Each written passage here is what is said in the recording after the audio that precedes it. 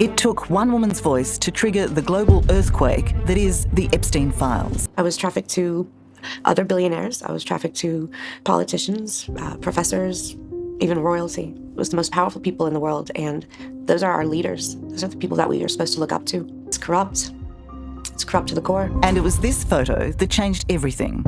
The photo. I've seen the photograph. How do you explain that? With your arm around? That's me, but whether that's my hand or whether that's the position, I have simply no recollection. Buried in the Epstein files was this email from the now convicted Maxwell, referring to the disputed photo. Which appears to contradict Andrew Mountbatten-Windsor's long-held suggestion that the now infamous photo was not real.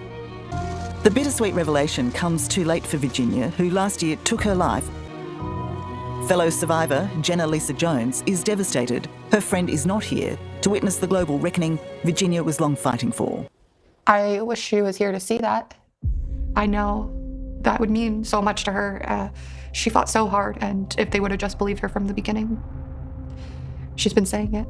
We were all hanging out and listening to music, and then they were making jokes, and they started making jokes about a guy named Jeff, and he was like a weird old guy that liked to get massages, and he'd pay $200, and $200 sounded great. I mean, my mom was addicted to drugs. There was times I didn't have food, had nowhere, so.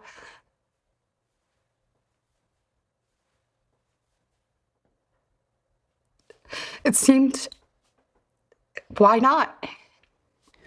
It seemed like the only decision you could make in that moment as a 14-year-old girl.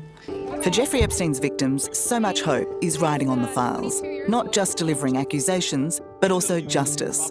The fear is their hope is doomed.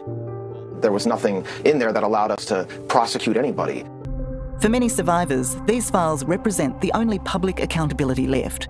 But they're also deeply flawed, failing to identify Epstein's co-conspirators while inexplicably naming many of the victims.